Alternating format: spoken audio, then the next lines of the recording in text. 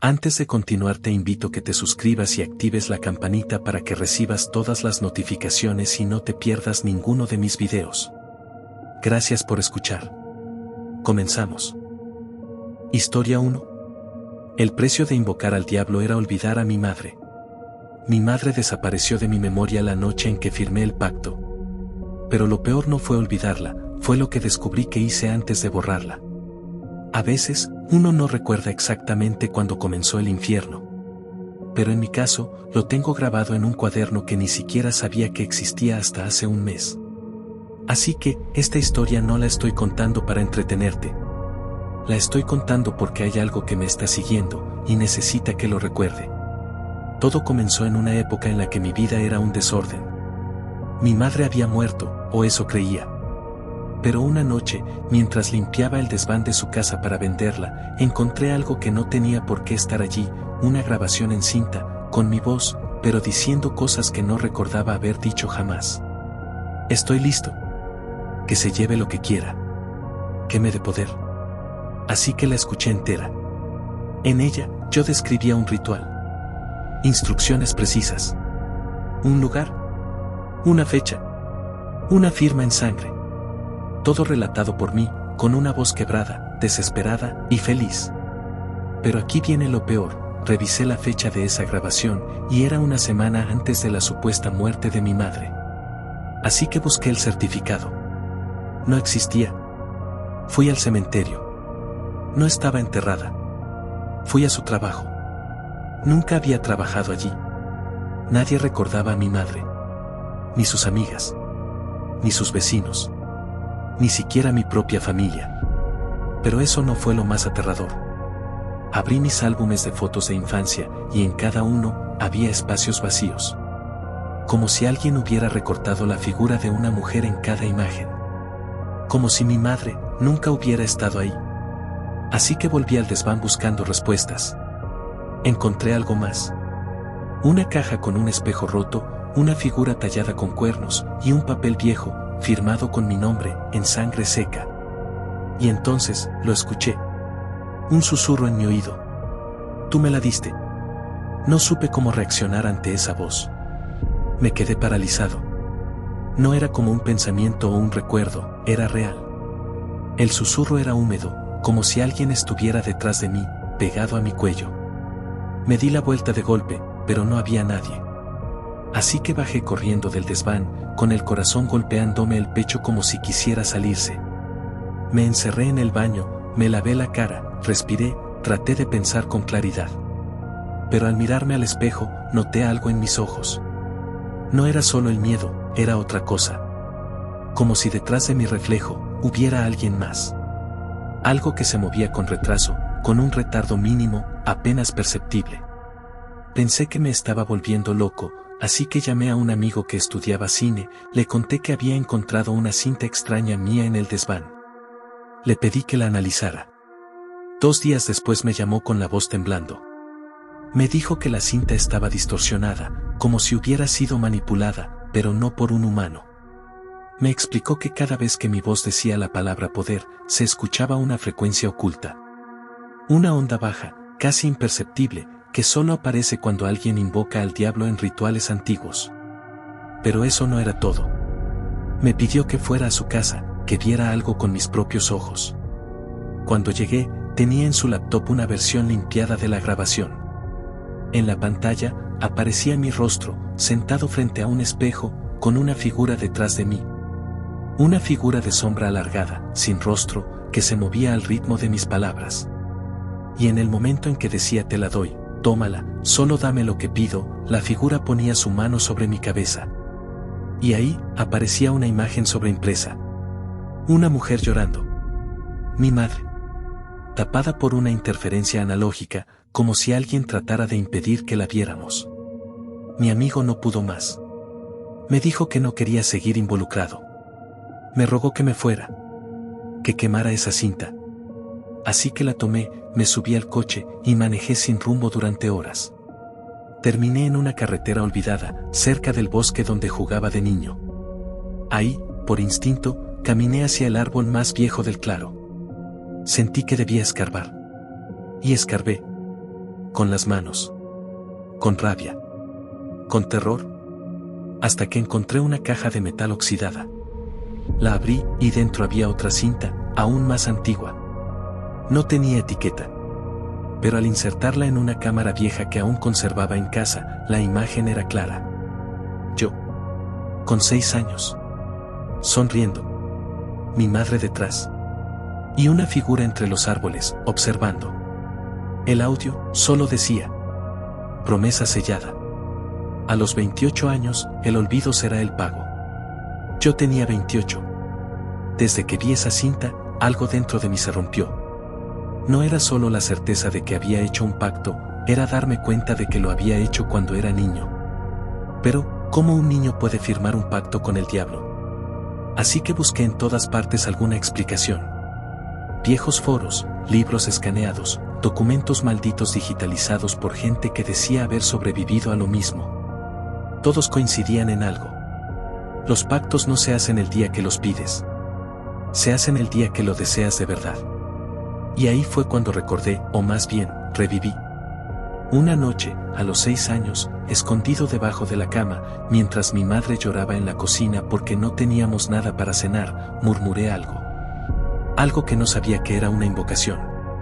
Dije: quiero que todo cambie. Que alguien me escuche. Que me dé poder.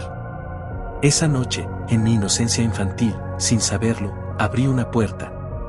Pero ahora, no solo la había abierto, había cumplido mi parte. La cinta lo decía claro: a los 28 años, el pago sería el olvido. Olvidar a mi madre. Borrarla de cada rincón de mi vida. El diablo no se la llevó de forma física. No. Hizo algo mucho peor. La arrancó del tejido mismo de la realidad. Como si nunca hubiera existido. Y yo lo permití. Desde ese día, las cosas empezaron a ponerse peores. Los espejos dejaron de reflejarme como antes. A veces veo mi rostro moverse un segundo más tarde. Escucho pasos en la casa a las 3:33 de la mañana. Objetos cambian de lugar. Fotografías que no había visto nunca aparecen en mi buzón. En ellas, yo estoy abrazando a alguien con la cara tachada en tinta negra. Pero lo más aterrador ocurrió hace una semana. Me desperté a las 2:46 de la mañana. Con la televisión encendida. Sin señal. Ruido blanco. Pero en el zumbido, había voz. Una voz suave. De mujer. Que repetía una y otra vez: recuérdame, aunque te cueste el alma. No dormí esa noche. Ni la siguiente. Ni la siguiente. Decidí grabar todo. Instalar cámaras, micrófonos. Quería pruebas. Necesitaba saber si estaba perdiendo la razón o si algo más me acechaba. Así que dejé una grabadora encendida mientras dormía. Y al revisar el audio, en medio del silencio, justo entre 2 respiraciones, se escucha algo. Una voz grave, distorsionada, que dice: un recuerdo no basta. Me debes otra alma. Y luego, un grito. No el mío. No de alguien en esta casa. Un grito femenino, ahogado, como si saliera de debajo de la tierra. Desde entonces, cada noche sueño con una puerta. Negra. Llena de símbolos. Pero al tocarla, se abre sola. Y detrás, no hay fuego. No hay sombras. Hay una cocina. Una mujer llorando. Y un niño escondido bajo la cama. El niño soy yo. Y cuando me acerco, la mujer gira lentamente. No tiene rostro. Solo una boca. Una boca que dice mi nombre. Y cada vez que despierto, hay una nueva cinta en mi habitación. Sin etiqueta. Sin explicación. La última que encontré, tiene una fecha grabada: mañana. La historia no termina. Porque hay pactos que no se rompen. Solo se cobran, cuando ya no puedes recordar por qué los hiciste. Historia 2. La casa del ritual, donde el diablo espera en el sótano. A veces no tienes que invocar al diablo, solo entrar a la casa correcta. Y yo entré. Desde esa noche, no puedo estar cerca de un sótano sin escuchar su respiración. Todo empezó con una publicación en un viejo foro de urbanismo abandonado. Un usuario anónimo subió los planos de una casa en las afueras de Oaxaca. No era una casa cualquiera. Era una construcción colonial aislada, sin registros legales, sin dueño visible y sin ventanas en el sótano. Pero lo que me atrapó fue el título del post: no entres si no estás dispuesto a verlo. Así que, obviamente, fui. No soy explorador urbano. No soy ocultista. Solo un tipo curioso que busca respuestas donde nadie más quiere mirar. Llegué de día, cámara en mano. La casa estaba en ruinas, cubierta por maleza, como si el tiempo la hubiera dejado atrás. Pero al cruzar la puerta principal, el aire cambió. Era como entrar a un espacio detenido en el tiempo, y algo más, el eco dentro no tenía lógica. Caminaba 5 pasos, y tu eco respondía con 6. Exploré el primer nivel, muebles cubiertos, símbolos tallados en las paredes. Pero nada realmente extraño. Así que bajé al sótano. La puerta de madera estaba hinchada, como si tratara de impedir que la abrieras. Cuando finalmente se dio, el olor fue lo primero: hierro, humedad y algo más denso, como ceniza quemada hace décadas. Y luego lo vi. El suelo no era de tierra. Era de huesos. Huesos limpios, acomodados en espiral, formando un símbolo que solo había visto una vez, en un grimorio prohibido escaneado en la dark web. Pero lo más inquietante no fue eso. Fue que mi cámara, al encenderla, comenzó a grabar sola. Sin que la tocara. Sin que tuviera batería. Y grabó una figura sentada en la esquina más oscura, que no estaba ahí cuando miré con mis ojos. Una figura que respiraba lento. Que giró la cabeza hacia mí y sonrió. La figura en la esquina no se movía, pero su silueta palpitaba, como si respirara con mi miedo. Miré directo al rincón. No había nadie. Pero en la pantalla de la cámara, seguía ahí, observándome. Así que retrocedí unos pasos, con la cámara en alto. Y la figura también se levantó. Sin emitir sonido. Sin romper el patrón del silencio absoluto que envolvía ese sótano. No camina, se deslizaba. Intenté salir, pero la puerta se había cerrado sola. Tiré con fuerza. Nada. Golpeé. Nada. Volví a mirar la pantalla, la figura estaba más cerca. Y ahí fue cuando lo vi. En las paredes, alrededor del símbolo de huesos, había fotos. Decenas de retratos pegados con clavos oxidados. Rostros deformados, cuerpos en posturas inhumanas. Todos en blanco y negro. Todos con la misma fecha, 3 de marzo de 1983. No entendía qué significaba eso, hasta que encontré uno que me hizo caer de rodillas. Era mi rostro. Con los ojos arrancados. Pegado al centro del círculo, como si yo ya hubiera estado allí antes. Pero la fecha no era 1983. Era el día exacto en que yo entré a la casa. Así que lancé la cámara, rompí un vidrio y logré forzar la puerta del sótano. Subí corriendo y me fui de la casa sin mirar atrás. Pensé que eso sería todo. Que la pesadilla había terminado. Pero no fue así. Porque esa noche, en mi departamento, al revisar el material, la figura aún estaba grabada en los últimos segundos del video y me seguía mirando. Pero había algo más. Los últimos segundos de la grabación no coincidían con lo que yo viví. El video mostraba que yo no escapé del sótano. Mostraba que la figura me tocaba el pecho y que yo me quedaba quieto. Y entonces, mi cuerpo empezaba a duplicarse. Una copia exacta de mí salía de la sombra, mientras el original caía al suelo, como una cáscara vacía. Esa noche dormí en otro lugar. Pero al día siguiente, cuando volví a casa, noté algo imposible. La cerradura estaba rota desde adentro. Y alguien había cocinado. El gas seguía encendido. Había un plato servido sobre la mesa. Con mi comida favorita. Y lo más aterrador, una nota escrita con mi letra. No vuelvas a entrar al sótano. Ya estás adentro. Después de leer esa nota, no supe si llorar o reír. Porque entendí algo que me heló la sangre. Si yo había salido, entonces ¿quién estaba comiendo en mi casa? Así que fui directo al baño, me miré al espejo. Mi reflejo no parpadeaba. Pero eso no fue lo más aterrador. Me miré a los ojos y no me reconocí. Había algo sutilmente diferente en mi rostro. Como si la piel estuviera ajustada de forma incorrecta. como si fuera una máscara estirada al límite. Intenté grabar un video para demostrarlo. Pero cada vez que presionaba grabar, la cámara se apagaba. Hasta que, en uno de esos intentos, se encendió sola y mostró una imagen en blanco y negro, con una fecha distorsionada. 3 de marzo de 1983. La misma que vi en las fotos del sótano. Así que contacté al usuario del foro que publicó los planos de la casa. Le rogué respuestas. Y me respondió con solo una línea. Esa casa no se construyó. Fue convocada. Busqué el terreno en registros catastrales. No existía. Fui hasta allí otra vez. No había nada.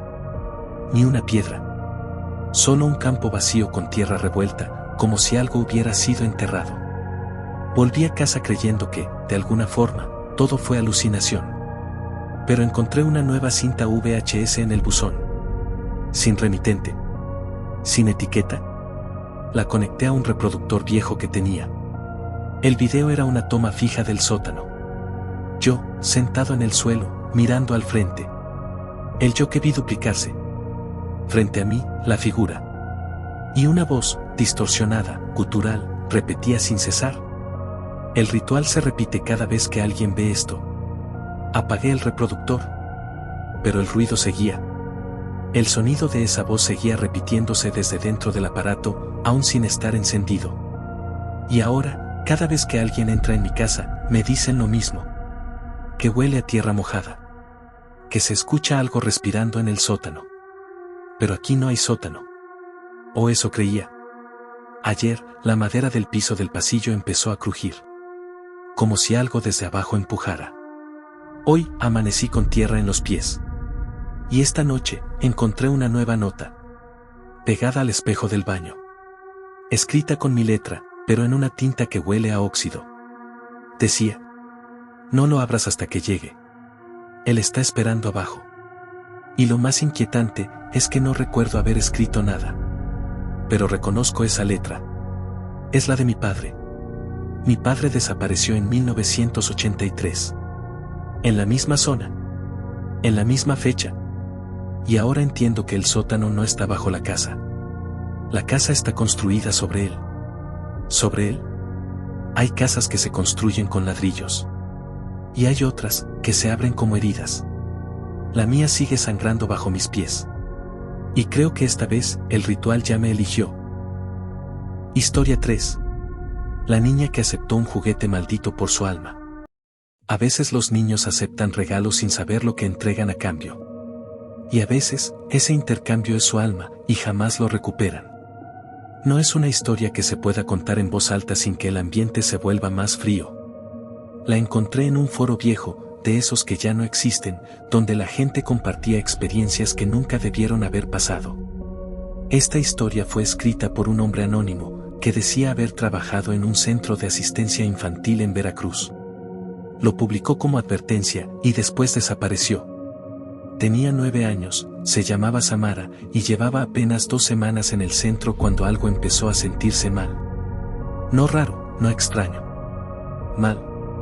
Como si todo a su alrededor estuviera podrido. Pero nadie lo notó al principio. Así que cuando una señora de edad, vestida completamente de negro, llegó preguntando si podía donar algunos juguetes antiguos, todos dijeron que sí. Pero ese fue el error. Samara fue la única niña que aceptó uno de esos juguetes. Una muñeca de porcelana rota, con un ojo colgando, sin nombre, con una notita pegada en la espalda que decía: gracias por tu alma. Pensaron que era una broma. Así que intentaron quitarle la muñeca. Pero Samara no lo permitió. Gritaba. Mordía. Decía que si se la quitaban, él vendría por ellos. Nadie entendía quién era él. A los pocos días, la muñeca empezó a aparecer en lugares donde nadie la dejaba. Frente a la puerta. En los baños. Encima de las camas de las cuidadoras. Una noche, una voluntaria desapareció sin dejar rastro.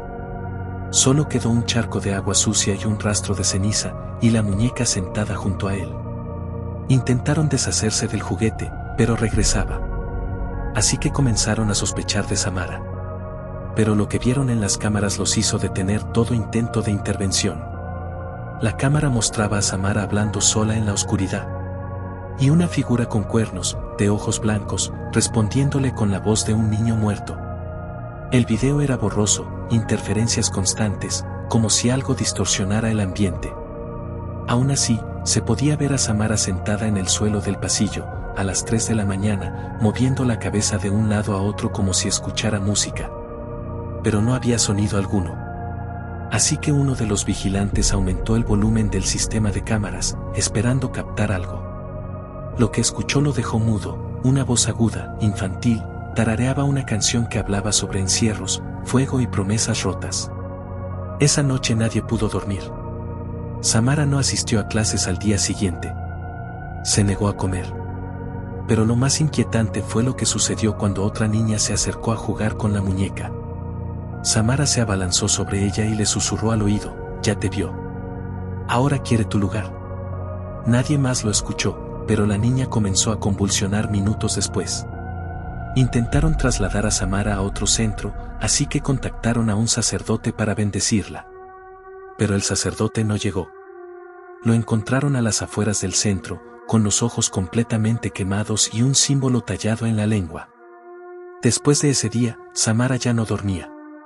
Solo hablaba con la muñeca. Decía que cada noche jugaban a las escondidas, pero que si ella perdía, alguien del centro desaparecería. Nadie le creía, hasta que pasó. Una cuidadora desapareció sin aviso. Otra fue encontrada colgada dentro del armario de escobas, con los bolsillos llenos de dientes humanos. La muñeca siempre estaba cerca, observando, como si fuera el testigo de cada tragedia. La dirección del centro pidió ayuda a una monja retirada que había trabajado en exorcismos. Al ver a Samara, la monja no quiso ni tocarla. Dijo que ya no era una niña, que lo que habitaba en su cuerpo era una entidad muy antigua que solo se manifestaba cuando se hacía un pacto real, con condiciones. Y que alguien, o algo, ya había cobrado su parte. Pero nadie podía explicarse por qué Samara seguía viva. Ni por qué, cada vez que alguien intentaba quemar la muñeca, el fuego se apagaba solo, dejando un olor insoportable a carne descompuesta y tierra mojada. Así que decidieron internarla. Aislada. Sin la muñeca. Pero esa misma noche, todos los relojes del centro se detuvieron a las 3:33 de la mañana. Las cámaras dejaron de funcionar. Y al día siguiente, cuando abrieron su habitación, la muñeca estaba acostada en la cama. Samara ya no estaba. Solo quedaba escrita en la pared, con sangre seca: «Aún no termina el juego». Las autoridades iniciaron una búsqueda masiva. Cuerpos especiales, perros rastreadores, drones. Samara simplemente no estaba en ningún registro de cámaras, no dejó huellas, ni señales de haber salido. Pero el centro tenía rejas, doble cerradura y personal nocturno. Así que lo imposible empezó a sentirse más real que lo lógico. A los 3 días, la muñeca fue embalada en una caja de plomo y enterrada en el terreno baldío detrás del edificio. Pero a las 72 horas exactas, apareció de nuevo sentada en una de las cunas del pabellón, esta vez con el nombre Samara bordado con hilo rojo en su vestido. Las cámaras no registraron nada. Ni una sombra, ni una figura, ni un ruido. Solo está ahí, sentada. La directora del centro fue la siguiente en desaparecer. Su oficina amaneció cubierta con papeles rotos, documentos del expediente de Samara desintegrados, y en el monitor de su computadora, un archivo abierto titulado Trato MP3. Era una grabación de la propia voz de Samara. Dijo que si jugaba con la muñeca, me dejaría ver a mi mamá una vez más, solo una vez. Yo dije que sí. Pero ahora me pide más. Quiere quedarse conmigo. Quiere quedarse con todos. Después de eso, el centro fue cerrado. El gobierno reportó la clausura como falta de fondos y problemas estructurales.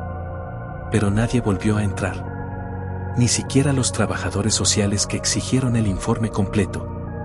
Los expedientes desaparecieron. Las copias digitales fueron borradas. Y los empleados que intentaron hablar del caso murieron en extrañas circunstancias en los meses siguientes. El foro donde se publicó esta historia fue eliminado.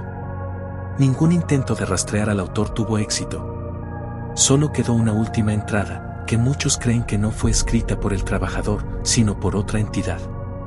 Ella ya no es niña. Ya no es humana. El trato se selló con inocencia y se cobró con silencio. Aún sigue jugando. Hoy se dice que la muñeca ha sido vista en otros lugares. Colegios. Albergues. Casas abandonadas. Aparece sin explicación. No tiene dueño. Y su vestido siempre lleva un nombre nuevo. Uno escrito con hilo rojo. De alguien que, días después, desaparece. Y lo peor es que siempre deja la misma frase antes de irse. Solo era un regalo. Solo era un juego. Un recolector de basura encontró recientemente una muñeca con un ojo colgando en un basurero de Puebla. La llevó a su casa para su hija. 5 días después, su familia completa desapareció. Solo quedó la muñeca y en su vestido, bordado en hilo rojo, el nombre de la niña. Samara. Historia 4. El diablo me dejó una carta debajo de la lengua. Nadie se traga la lengua por accidente. A mí me la hicieron tragar para ocultar algo que nunca debía aceptar. Cuando desperté en el hospital, había un papel mojado con sangre debajo de ella. Decía, tú pediste esto. Yo no era nadie. Solo un tipo más con deudas, sin familia, con un cuarto alquilado que apestaba a encierro. Había probado todo, excepto lo que nunca se debe buscar. Pero esa noche algo me hizo cambiar el rumbo. Así que escribí en foros oscuros, buscando una respuesta. Pero no quería respuestas. Quería resultados. Y alguien respondió. No tenía nombre, solo un símbolo en su perfil, un triángulo con un ojo cerrado en el centro. Me dijo que nos veríamos en un motel olvidado a las afueras. Así que fui, aunque el cielo parecía enfermo, como si supiera lo que iba a pasar. Entré a la habitación 13. Estaba vacía, salvo por un espejo cubierto con una sábana negra y una silla frente a él. Pero cuando cerré la puerta, ya no estaba solo. No lo vi entrar. No lo escuché. Solo parpadeé y ahí estaba. No tenía rostro, pero su voz me retumbó directo en la médula. ¿Sabes lo que vale tu deseo? No respondí. Solo asentí. Él sonrió, sin boca. Entonces dilo en voz alta. Así que lo dije. Dije que quería una vida nueva, éxito, poder, y que estaba dispuesto a dar lo que fuera. Pero lo que él tomó, no fue mi alma. Me desmayé. Y cuando abrí los ojos, tenía la lengua cortada. Me estaba ahogando en mi propia sangre. Pero eso no fue lo peor. Cuando los médicos lograron estabilizarme, encontraron algo que no podían explicar, una carta arrugada, empapada, sellada, debajo de mi lengua abierta como una flor podrida. Los médicos pensaron que había intentado quitarme la vida. Me amarraron a la cama del hospital, delirando, sin poder hablar, solo babeando sangre vieja. Pero cuando uno de ellos sacó la carta de mi boca, todo se volvió más oscuro. La carta estaba escrita con una tinta negra que olía a óxido. No tenía remitente, no tenía dirección, pero mi nombre estaba escrito al reverso, junto con una hora, 3:33 de la mañana. Así que los doctores la dejaron en una bandeja, sin abrirla. Pero en la madrugada, esa carta desapareció. Y con ella, el interno que me cuidaba. Pensaron que se había fugado. Que robó cosas. Nadie lo volvió a ver. Pero al día siguiente, a la misma hora, otra carta apareció, en la cama vacía junto a la mía. Los enfermeros se negaron a entrar. El director del hospital mandó tapar las cámaras del pasillo. Nadie quería admitir lo que estaba pasando. Así que vino una mujer con bata azul celeste, sin identificación. Parecía doctora, pero no hablaba como una. Se sentó junto a mi cama y dijo: «Ya empezó, ¿verdad? ¿Sentiste cómo te rasgaba la garganta desde adentro?» No podía hablar. Pero ella sabía. «No te lo quitaron», susurró. «Solo lo escondieron, bajo tu carne. Porque él siempre deja su firma». Esa noche, a las 3:33 de la mañana, empecé a soñar. No era un sueño cualquiera, era una visión fragmentada, como un VHS quemado por dentro. Pero no era mío. Era de alguien más. Veía manos arrancándose las uñas, bocas cosidas con hilo negro, espejos cubiertos con sangre, y al final, una lengua palpitando en una bandeja quirúrgica, moviéndose sola. Así que me arranqué las vendas, desesperado, me arrastré al baño del hospital, temblando, y me abrí la boca frente al espejo. No vi mi lengua. Vi algo, escrito en su superficie. No eran letras normales. Eran símbolos, marcas que ardían solo con mirarlas. Alguien las había tallado con precisión quirúrgica en la carne. Y uno de esos símbolos era el mismo del perfil que me contactó en el foro. Intenté gritar, pero solo salió un chillido, como si otro estuviera usando mi garganta. Esa misma madrugada, alguien abrió la puerta de mi habitación desde adentro, y yo nunca supe cómo. No era alucinación. La cámara del pasillo captó la puerta abriéndose sola, pero en la grabación no entró nadie. Solo se vio como mi sombra se alargaba por la pared, retorciéndose, como si algo detrás de mí la jalara hacia adentro. Pero yo nunca salí. Así que los guardias entraron a los pocos minutos, pero la habitación estaba vacía. Todo en orden. Las máquinas seguían funcionando, y mi cama estaba intacta. Lo único distinto era un espejo colgado del techo, cubierto con una sábana negra. Nadie supo cómo llegó ahí. La mujer de la bata azul también desapareció. Revisaron cámaras, registros, listas de personal. Nunca existió. Así que me dieron por desaparecido durante 5 días. Y la noche del sexto, regresé. Solo, caminando por el estacionamiento del hospital, desnudo, cubierto de ceniza. Con la lengua cosida con hilo rojo. No hablaba. No reaccionaba. Solo tenía en la mano una hoja de papel húmeda, ilegible, quemada en los bordes, como si hubiera estado en el infierno mismo. Pero cuando trataron de quitármela, me aferré como un niño muerto aferrado a su ataúd. Solo logré soltarla cuando me dormí. Y cuando por fin la leyeron, uno de los doctores se arrancó los ojos con una cuchara. Nadie volvió a tocar esa carta. El hospital me transfirió a un psiquiátrico. El mismo en donde estoy ahora. Los días aquí no se sienten como días. No hay tiempo. Solo está el reloj de la pared, detenido desde que llegué, marcando eternamente las 3:33 de la mañana. Y cada noche, sangro por la boca sin explicación. Los psiquiatras dicen que es trauma, que estoy buscando atención. Pero yo sé la verdad. Él no quiere mi alma. Ya la tiene. Quiere que hable.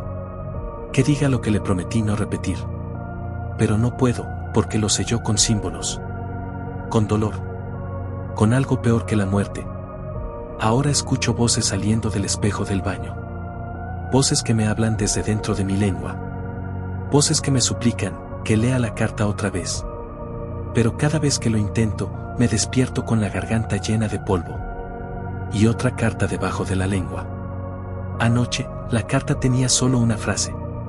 Ahora habla tú, porque el siguiente en tragarse mi nombre, está escuchando esto. Y tú, ya empezaste a escucharlo. ¿No es cierto? Historia 5. Acordamos 3 deseos. Pero no mencionó los 3 sufrimientos. El primer deseo me lo cumplió esa misma noche, pero fue justo después que mi madre despertó gritando con la lengua rota. Yo no creía en pactos. Ni en rituales. Ni en el diablo. Hasta que lo vi con mis propios ojos. No sé si estoy maldito o solo fue mala suerte, pero desde niño he vivido rodeado de muerte.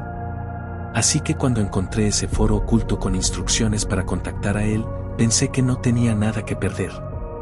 Pero esa fue mi primera equivocación. Y la segunda, fue escribir mi nombre completo en esa hoja de papel negro. El ritual era simple: prender una vela roja, una negra, poner un espejo frente a ti a las 3:33 de la mañana y repetir su nombre 3 veces en voz baja, sin tartamudear. Lo hice una madrugada en la casa de mi abuela, donde vivía solo desde que ella falleció, o eso creía. La llama negra nunca parpadeó. El espejo no reflejaba nada. Ni mi rostro. Entonces, se sentó frente a mí. Una figura cubierta por una capa desgarrada, sin rostro visible. Solo el sonido de su respiración, lenta, como si se ahogara con cada exhalación. No habló. Solo extendió una mano huesuda. En la palma, una hoja manchada con tinta roja. 3 espacios. 3 deseos. Debí escribirlo sin pensar demasiado. Y lo hice. Deseé dinero, poder y el amor de una persona que me había rechazado toda la vida. Pero apenas escribí el último, la vela roja se apagó sola. El espejo explotó en 1000 fragmentos sin hacer ruido alguno. Y él simplemente desapareció. Creí que era un fraude. Una alucinación. Hasta que esa misma noche, mi cuenta bancaria apareció con $47,000 de un depósito imposible. El primer deseo se cumplió. Pero justo a las 3:33 de la mañana, escuché un golpe seco en la cocina. Mi madre, que llevaba años sin visitarme, estaba allí. De pie. Empapada en sudor. Gritando mi nombre. Con la lengua colgando, cercenada. Y ahí entendí que cada deseo tenía un costo. Un sufrimiento equivalente. Solo que él nunca dijo quién iba a pagar. No fue mi culpa que ella se lanzara del segundo piso, pero tampoco fue coincidencia que me dijera, ya no soy yo, justo antes de hacerlo. Después de llevar a mi madre al hospital, traté de convencerme de que fue una coincidencia.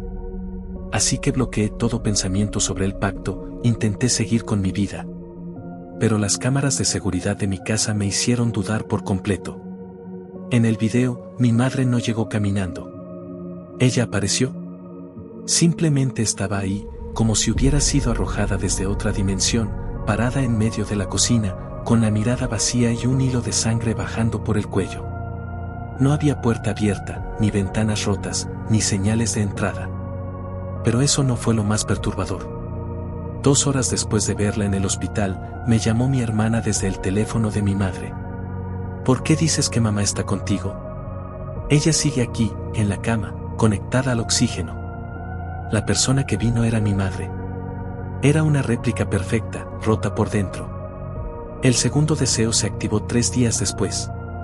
Yo trabajaba en una empresa de diseño gráfico que siempre me había tenido como asistente. Esa mañana, me llamaron a una reunión inesperada. Sin entrevistas. Sin pruebas. Solo una promoción repentina. Gerente general. Oficina con vista al centro. Sueldo triplicado. Todos mis compañeros me veían con miedo. Nadie se atrevía a decir nada, solo bajaban la cabeza. Así que comencé a sospechar. Pero no fue hasta que encontré el cuerpo de mi jefe original en el baño del edificio, colgado con los cordones de sus zapatos, que entendí la magnitud del intercambio. El segundo deseo también se había cumplido, y otra alma lo había pagado. Esa noche, el hombre encapuchado volvió a aparecer, pero esta vez no fue en el espejo. Lo vi en las cámaras de seguridad del edificio. Parado frente a mi oficina. Observando fijamente. Y detrás de él, se veían más figuras. Distorsionadas. Como si fueran sombras atrapadas en una estática analógica. Mi novia, la del tercer deseo, empezó a cambiar poco a poco. Primero fueron sus ojos. Luego su forma de hablar. Me decía cosas que nunca le conté, cosas que solo yo sabía. Un día me miró fijamente y dijo: sé que no pediste pagar tú, pero ahora soy parte del trato. Intenté dejarla. La bloqueé. Me fui a otro lugar. Pero ella me encontraba siempre. Parada en la calle. Sentada frente a mi edificio. Dormida en mi coche. No lloraba. No hablaba. Solo me miraba con una sonrisa rota. Como si no fuera ella. Y entonces una madrugada, desperté, y la encontré sentada sobre mi pecho, mirándome mientras susurraba mi nombre al revés. Queda un deseo cumplido, y aún falta el tercer sufrimiento. El problema es que creo que esta vez, el que va a pagar, soy yo. Nunca supe cuál fue el tercer sufrimiento, hasta que vi mi propio cuerpo flotando en el techo, desfigurado, con la boca aún murmurando mi nombre. Desde aquella madrugada no volví a dormir. No porque no quisiera, sino porque cada vez que cerraba los ojos, soñaba con cosas que aún no han pasado. Escaleras infinitas, habitaciones llenas de retratos sin ojos. Y una puerta roja que me susurra desde dentro. Mi novia, o lo que sea que habitaba su cuerpo ahora, ya no hablaba. Solo me observaba, y sonreía con los dientes de alguien más.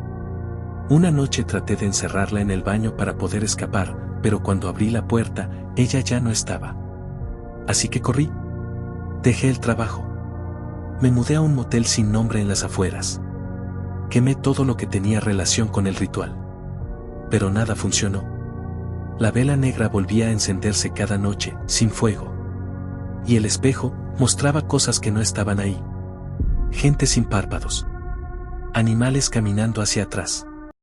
Mi reflejo, sonriendo sin que yo lo hiciera. El tercer deseo había sido simple, que ella me ame. Y lo hizo. De una forma tan obsesiva, tan antinatural, que dejó de ser amor y se convirtió en posesión. Una noche, mientras trataba de dormir, escuché su voz saliendo del televisor apagado. Te amo tanto que tuve que vaciarme para que entraras en mí. Y al día siguiente, los canales dejaron de mostrar programas normales. Solo estática. Y en medio de la estática, mi rostro, descompuesto, hablándome directamente. Uno más. Solo falta uno más. Me encerré en el cuarto. Tapé los espejos.